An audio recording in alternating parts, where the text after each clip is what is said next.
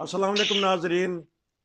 हमने एक प्रोग्राम नशर किया हफ्ज़ान सेहत मुकर्रम डॉक्टर आमर करीम साहब के साथ।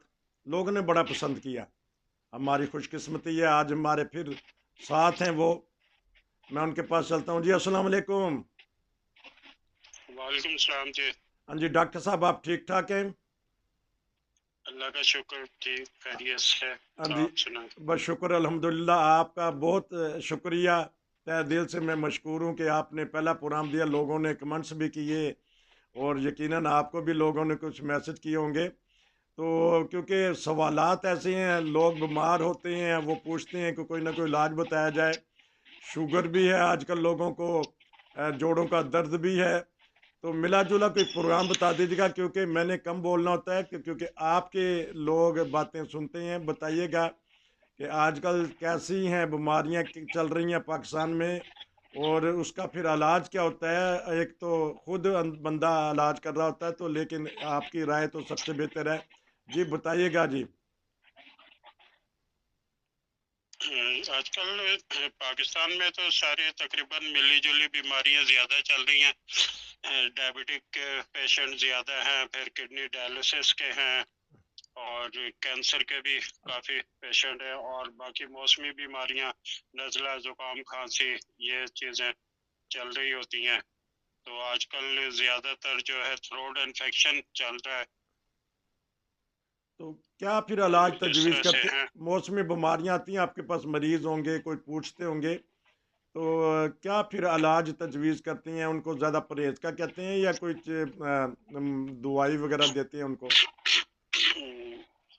जो तो सिर्फ मशवरा ले रहे होते हैं उनको तो हम सिर्फ परहेज ही बताते हैं, हम्म, और जो बकायदा आते हैं एग्जामिन करवाते हैं तो उनको फिर उसके हिसाब से जो भी उनकी मेडिसिन बनती है। इसलिए कि होम्योपैथी में हर पेशेंट की डिफरेंट मेडिसिन होती है, चाहे वो सेम अलामात हो, सेम मॉडुलिटी हो, लेकिन पेशेंट की अपनी साख्त जो होती है ना, कोई पतला है, कोई दुबला है, कोई मोटा है, कोई जो है ना तेज बात करने वाला है, कोई हल्की बात करने वाला है, हम्म, किसी का मिजाज जो है सख्त है, किसी का नरम है। तो हम्म। उस हिसाब से मेडिसिन जो है ना चेंज होती रहती हैं, हर पेशेंट की अलग होती है। तो इसलिए मेडिसिन तो जो है ना इस तरह से नहीं बताई जा सकती जब तक वो पेशेंट अपना टोटल जो है ना तारुफ ना कराए और अपनी साइन सिम्टम्स ना दे उसके बगैर। हाँ, जो है हिफ्ज़ मुक़द्दम कुछ मेडिसिन होती हैं जो हम इस्तेमाल करवा देते हैं, और बाकी जो है परहेज बताते हैं। तो जैसे अब थ्रोट इन्फेक्शन के हिसाब से आपने सवाल किया, तो थ्रोट इन्फेक्शन में जो है हम उनको कहते हैं कि आप लौंग जो का इस्तेमाल करें, और लौंग को जो है टॉफी की तरह जो है ना चूस चूस कर इस्तेमाल करें, खाएं। ये थ्रोट को भी बेहतर करती है, टंग को भी बेहतर करती है, और जो एसोफेगस है, खुराक की नाली, इसको भी बेहतर करती है। तो ये डॉक्टर तो साहब बता इनका दीजिएगा, ये थ्रोट जी, इन्फेक्शन का आसान लफ्ज़ क्या है, ताकि बहुत सारे दोस्त हैं जो जिनको इंग्लिश में थ्रोट बीमारी का। हलक, हलक, अच्छा, गले गले की बीमारी। जी, गले की बीमारी। अच्छा, आपने गले की गले, गले की बीमारी का आपने खट्टे माल्टे बताए थे, तो उसमें मिला जुला लोगों ने रिमार्क्स किए हैं। जो जर्मन में रहते हैं वो तो कहते हैं जी, कि जर्मन डॉक्टर यही तजवीज़ करते हैं कि विटामिन सी खाएं, खट्टे माल्टे खाएं, कोई बात नहीं। लेकिन एक ने कमेंट्स लिख दिए थे कि अगर गले ख़राब करवाने हैं तो ये नुस्खा इस्तेमाल करें। तो ये जो खट्टी चीज़ें खाते हैं तो उससे गला भी तो ख़राब हो सकता है ना? नहीं, गला खराब नहीं होता। अगर वो गला उसका खराब होगा जिसका ऑलरेडी जो है ना इन्फेक्शन मौजूद है, और वो जाहिर नहीं होगा। तो खट्टी चीज वो खाने से वो चीज जाहिर होगी पहले 2 दिन, और तीसरे दिन से वो कम होना शुरू हो जाएगी।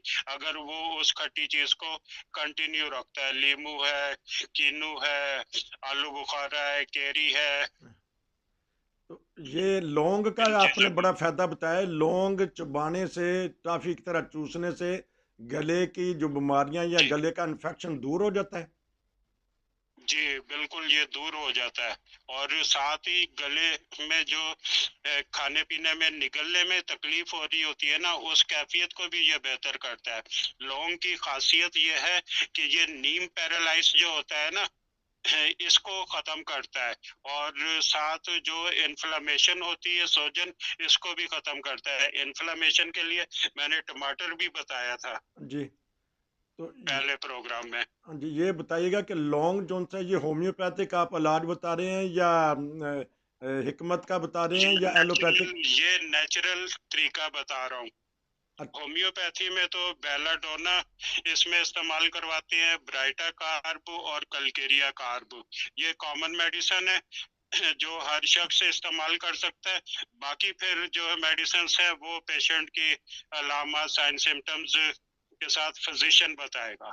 तो ये बताइएगा कितनी ताकत में लिए जाए और कितने दिन लिए जाए, ये जो आपने 3 दवाइयों के नाम लिए थे, इनको इकट्ठा ही करके लेना ये है? 3 दवाएँ जो हैं ज़्यादा से ज़्यादा 25 दिन, वैसे 1 हफ्ते में ही पेशेंट ठीक हो जाता है इनसे। और इसकी पोटेंसी जो है ना, निचली पोटेंसी होनी चाहिए 3, 6, 30, क्योंकि ऐसे कुछ भी पोटेंसी। हाँ जी, घर घर हुँ। की कहानी है। जब हमारे घर में ये प्रोग्राम देखा गया तो मिसेज ने फ़ौरन कहा कि वो देखें, मैंने वो दवाई बना के रखी हुई है जो डॉक्टर साहब ने फरमाया था। Nux vomica 3x। हुँ। हाँ जी, वो वही दवाई। बहरहाल माज़रत कि अगर मैं गलत नाम ले बैठा हूँ। तो ये बताइएगा, लौंग के आज फ़ायदे हम और कर लेते हैं। लौंग का और क्या फ़ायदा है? यही आप हम हेडलाइन दे देंगे। इसके अलावा लौंग क्या-क्या फ़ायदे देती है?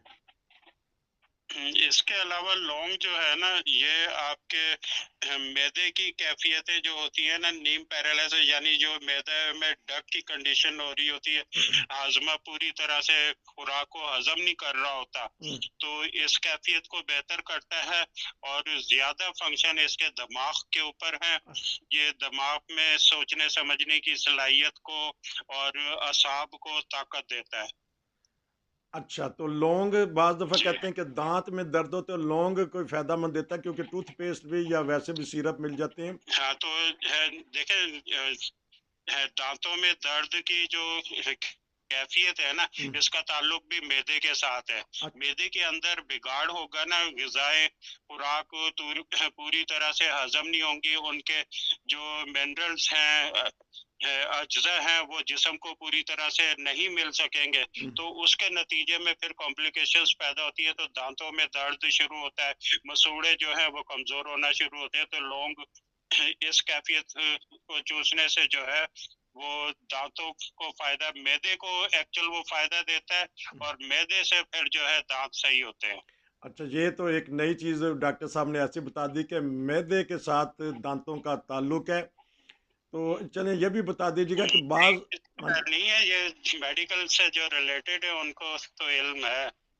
ठीक है, क्योंकि ये मसूड़े फूल जाती हैं ना, तो ये भी मैदे से ताल्लुक है, या दाँत हिलना शुरू हो जाते हैं जी या तो जी। अच्छा, और मसूड़ों के लिए एक और मैं आसान सी चीज बता दूं, केले खाए जाते हैं ना, जी, केलों का जो छिलका है वो लोग फेंक देते हैं। ठीक, तो अगर उन छिलकों को जो है ना अच्छी तरह से चबा लिया जाए, और वो चबा चबा के उनको पानी बना लिया जाए मुंह में, और फिर जैसे कुरला करते हैं ना, हाँ जी। इस तरह से कुरला करते रहे जितनी देर वो कर सकते हैं। और फिर उसके बाद चाहे तो थूक दें, चाहे पी लें, और पी लें तो वो ज्यादा बेहतर है। अच्छा, कुरला से और मतलब ये केले, जी कुरला, जी, जी क्या पूछना हाँ चाह जी, रहे हैं? कुरला से मतलब जिस तरह पान खाने वाला चबाता रहता है, उसको हम कहेंगे कुरला, क्योंकि पान चबाने वाला तो वो चबाता रहता है ना, हाँ जी, मुंह में पानी रख के जैसे फेरते हैं ना इधर उधर अच्छा, के दांतों से, ठीक, मैल या कोई खुराक के जरात ठीक, फंसे में वो निकल जाए, हाँ जी, हाँ जी। उसको कुरला बोलते हैं। अच्छा, चलें जी, ये हम्म। भी एक चीज़ बता दी। एक कुरली होती है, तो डॉक्टर साहब ने कुरला बताया कि उसमें हाँ, फेरें कुरली को ही कुरला ही बोलते हैं, कोई कुरला बोलता है, कोई कुरली बोलता है। ठीक है, ये भी एक कितनी चीज़ें पता लग रही हैं हमें भी। कुरला कर कर के नाज़रीन केले दा पानी जोन सा वो पी लेना है या फेंक देना है, लेकिन छिलके अब क्योंकि हर घर में केला खाया जाता है, तो केले को चबा के जी तो अगर उसके छिलके अंदर चले जाएँ, कोई हर्ज तो नहीं? नहीं, केले के छिलकों के जो है ना, ये बंगाली लोग केला पूरा छिलकों समेत सालन भी बना के खाते हैं, कच्चे केले। और वो तो केलों के जो फूल होता है, तने होते हैं, इसको भी इनके बहुत फायदे हैं। हर चीज के फायदे उसके जिल्द के साथ है, छिलकों के साथ है मुकम्मल। तो जो डायबिटिक वाले को केला मना कर दिया गया है ना कि नहीं केला खाएं, तो वो भी अगर छिलकों के साथ केले को खाएं तो उनको ज्यादा अफादियत मिलेगी। अच्छा, किसी दिन डॉक्टर साहब ये ना कह दीजिएगा कि तरबूज भी छिलकों समेत खाएं। तरबूज भी छिलकों समेत खाया जाता है, और तरबूज के छिलकों के इतने फायदे हैं हामला ख्वातीन के लिए तो बेशुमार फायदे हैं। उनकी खून की कमी बैलेंस रहती है, और उनके जो मतली उल्टी की कैफियत होती है वो बेहतर होती है। इसको कद्दूकश करके इसकी भुजिया सी बना ली जाए और खा लिया जाए। नहीं, डॉक्टर साहब का तो हर बात का तोड़ है, कोई ना कोई। मैं तो वैसे किया थी बात, तो आपने तो उसके फायदे भी बता दिए। अब फिर दोबारा मैं आता हूँ लौंग के ऊपर ही, क्योंकि लौंग हर घर में होता है। बाज़ लोग चावलों में या पुलाव में डालते हैं, या तो सालन में डालते हैं, तो वो इस्तेमाल शुदा अंदर जो लौंग होता है वो फेंक भी देते हैं, कहते हैं कड़वा है, या बच्चे तो खास तौर पे फेंक देते हैं उसको। हाँ, क्या? तो वो गलत करते हैं। ठीक है। उनको खा लेना चाहिए। जो चीजें भी जो है ना, मसाला, गरम मसाला जो डाले जाते हैं चीजों में, उनको खा लेना चाहिए। और जिनके बच्चे इस तरह से करते हैं तो फिर उन वालिदैन को चाहिए कि उनको पाउडर बना के उस हांडी में डालें, और ताकि वो उनके पेट में जाए और उसके फायदे हासिल करें। आज क्योंकि हमने लौंग के फायदे ही आज पूछने हैं डॉक्टर साहब से। आपने मैदे का भी बता दिया, गले का भी बता दिया, और दांत का भी बता दिया। इसका और क्या ताल्लुक है सेहत के सिलसिला में? ये जी। सेहत के साथ है, इसका असाब के साथ ताल्लुक है। अच्छा। जो हमारे ये हरकत देने वाले सिस्टम है ना, हम्म, नर्वस सिस्टम जी भी इसको कहा जाता है, जी असाब भी कहा जाता है, मसल्स भी कहा जाता है। जी। इनको जो है ना ये ताकत देता है, और इनकी इलास्टिसिटी को जो है ना ये बरकरार करता है। जैसे रबड़ की इलास्टिसिटी है ना, जी कुछ अगर रबड़ हमने कहीं पे काट के लगाना, और अगर पुराना पड़ा हुआ उसको वैसे ही लपेटना शुरू करेंगे ना, हम्म, तो वो टूट जाएगा। जी। तो उसको अगर हम एक दो दफा फ्लेक्सिबल कर ले, थोड़ा सा अच्छा। खींच लें, हाँ तो जी। फिर उसको लपेटे तो वो आसानी से लिपट जाता जी है। जी। तो लौंग ये काम करता है डॉक्टर साहब, आप तो मिसाल एक हमारे ऐसी देते मरीज हैं के साथ। ताकि दिल को लगे, दिमाग को लगे, और लोग उसके ऊपर अमल भी करें। तो जी, ये बताइएगा कि कितने लौंग इसकी ज्यादती को नुकसान तो नहीं देती? ये भी तो बाद लोग कहते हैं ना कि ज्यादती। हाँ, ज्यादती भी नुकसान देती है। हर चीज की, हर चीज की एक लिमिट है। जी। एक दिन में जो है ना तकरीबन 5 लौंग खा सकता है, अच्छा, और 5 लोग। एक वक्त में जो है ना एक लौंग ही बेहतर होता है। अच्छा, एक लौंग यानी लें। 24 घंटे में 5 लौंग। अच्छा, तो ये आप अपनी तजर्बा, माशाल्लाह आपके पास तो बहुत ज़्यादा है। तो यहाँ जर्मनी में तो मिल जाता है आसानी से लौंग वगैरह। इसमें नकली और असली का भी कोई पहचान होती है लौंग की? नहीं नहीं, लौंग में कोई ऐसी चीज नहीं होती, चल। इसलिए कि इसका नेमो बदल कोई है ही नहीं है, ना इसकी कॉपी है। अच्छा, ना इसकी कापी है कि इसमें कोई डुप्लीकेट नहीं आ सकता। तो क्योंकि जी काली मिर्च का सुना था कि कुछ ना कुछ आ सकता है, लेकिन लौंग के बारे जी, में आप। काली मिर्च में जो है वो आ जाते हैं, वो उसमें पपीते के बीज भी शामिल हाँ कर जी। लेते हैं, और भी बहुत सारे फल हैं हाँ जिनके बीज काली मिर्च की तरह होते हैं। हाँ और कुछ बूटियां भी हैं जिनके फल जो है हाँ हाँ। इसी तरह के होते हैं, जो अद्वियाती तौर पर तो उनके खवास हैं, हम्म, पपीते के बीज के भी हाँ जी हाँ खवास जी हैं हाँ जी। हाजमे के हिसाब से, ठीक और ठीक। जो है ना शॉकिंग कंडीशंस के हिसाब से।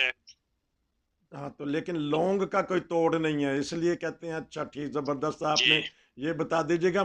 तो और जब आपके पास कोई मरीज़ आते हैं तो उनको फिर आप देसी नुस्खे भी बता देते हैं, या सिर्फ होम्योपैथिक ही रखते हैं? जी, मैं साथ जो है ना खुराक के तरीके भी साथ बताता हूँ, हम्म, और साथ मेडिसिन्स भी देता हूँ, अच्छा। इसलिए कि खुराक सबसे बड़ी ज़रूरत है, यही बुनियाद है। और इसकी मैं मिसाल इस तरह से देता हूँ कि आपने मिस्त्री मज़दूर लेकर आए और मकान बनाने के लिए सारी चीज़ें आपने प्रोवाइड कर दी, एक पानी उसको नहीं दिया तो वो काम नहीं कर सकेगा। ठीक। तो इसी तरह ही जिस्म के अंदर भी जो अज्जा हैं, सेल्स हैं, उनको साथ मटीरियल भी चाहिए होता है। जी। तो जो जिस किस्म का पेशेंट होता है उस हिसाब से मैं उसको खुराकें भी बताता हूँ। क्योंकि इंशाल्लाह आप बताते रहेंगे, हम पूछते रहेंगे। नाज़रीन, अगर आपके पास भी कोई सवाल हो तो डॉक्टर साहब को व्हाट्सएप मैसेज कीजिएगा, और या हमारे चैनल्स के ज़रिए भी आप जा सकते हैं। आप सिर्फ कराची में ही बैठते हैं या मुख्तलिफ आपने इलाके लिए हुए हैं कि महीने में एक आध दफ़ा किसी और जगह भी चले जाते हैं? नहीं, उसमें जो है ना, बैठता तो मैं सिर्फ कराची में ही हूँ, लेकिन दूसरी सिटीज से भी कॉल्स आती हैं, और वो पेशेंट जो ट्रैवल नहीं कर सकते तो वो फिर मेरा टीएडीए करते हैं, और मैं जाकर वहाँ पर देखता हूँ पेशेंट को, अपनी कंसल्टेंसी लेता हूँ। अच्छा, कभी ऐसा तो ऐसा कब फिर जिस इलाके में पहुँच जाता हूँ, उस इलाके के जो मेरे पेशेंट होते हैं मैसेज छोड़ देता हूँ, वो फिर टीएडीए से बच जाते हैं, सिर्फ फीस अपनी दे के मुझे चेकअप करवा लेते हैं। अच्छा, ऐसा इत्तेफाक हुआ है कि अंदरूनी सिंध है या पंजाब और दीगर इलाकों में भी जाते पूरे हैं? पाकिस्तान में मेरा इस तरह से टूर लगता रहता है। अच्छा, ये कितना ज़बरदस्त बात आपने बता दी डॉक्टर साहब कि अगर लाहौर जाना चाहते हैं तो कोई अगर आपकी वो रहाइश वगैरह सारी चीज़ें इंतज़ाम करेंगे कि आपने सिर्फ पैसे लेने हैं, चार्जेस लेने हैं तो नहीं, खुद? वो सब टीएडीए में यही होता है कि रहाइश भी, आने जाने का किराया भी उस शख्स ने देना होता है। और मेडिसिन के पैसे जो अलहदा मुझे देंगे? कॉल करके, जी, मेडिसिन के पैसे अलग और कंसल्टेंसी अलग। अच्छा, तो मेडिसिन आप अपने साथ ही रखते हैं कि या फिर आप कहते हैं कि जाएँ जी, उसको? मेडिसिन मैं तकरीबन जो पेशेंट होता है उसकी हिस्ट्री ले लेता हूँ, उस हिसाब से मैं मेडिसिन साथ लेके पूरी चलता हूँ। नाज़रीन, ये थे डॉक्टर साहब, क्योंकि बहुत ज़्यादा टाइम हो गया, हम चाहते हैं कि छोटे-छोटे प्रोग्राम हो और होते ही रहें। अगर आपने कोई फ़ायदा उठाना है तो डॉक्टर साहब से मज़ीद रब्ता कर सकते हैं। डॉक्टर साहब फिर प्लीज़ अगर नंबर बता दें, ताकि हम कोशिश तो करेंगे कि इस दफ़ा आपका नंबर स्क्रीन पे भी आए। अगर आप ज़ुबानी बता देंगे तो उसमें और आसानी होगी। मैं खामोश होता हूँ, तो प्लीज़ अगर नंबर बताना चाहें, क्योंकि आपको ज़ुबानी याद होगा। हम्म, अ, मेरा मोबाइल कॉन्टैक्ट है जो व्हाट्सएप के तमाम ऐप्स के ऊपर है, 0300 22 59 848। और दूसरे कंट्री वालों को इसके साथ कोड लगाना होगा +92। नाज़रीन, बहुत सारी मुफीद बातें आपको डॉक्टर साहब से पता करें मिलेंगी कि कैसी-कैसी उन्होंने बातें बताई हैं कि जो हम सोच भी नहीं सकते। तो इंशाल्लाह हमारा इनसे राब्ता रहेगा। हम बड़े मशकूर हैं इनका कि ये हमें वक़्त दे देते हैं। आप यकीनन कोई फ़ायदा उठाना चाहते हैं तो इनसे राब्ता करें, क्योंकि प्राइवेट तो मैंने बहुत सारी इनसे बातें पता की हैं। तो अगर आप इनसे प्राइवेट तौर पे मैसेज करके या राब्ता करके, या अगर पाकिस्तान में जाते हैं, यूरोप से लोग कराची में जाते हैं या पंजाब में जाते हैं, तो इनसे राब्ता करें और फ़ायदा उठाएँ। खुद भी सेहतमंद रहें और दूसरों को भी सेहतमंद बनाएँ। डॉक्टर साहब, आपका बहुत शुक्रिया। इंशाल्लाह आपसे बात होगी। नसीर को इजाज़त दीजिए। अस्सलाम वालेकुम। जी,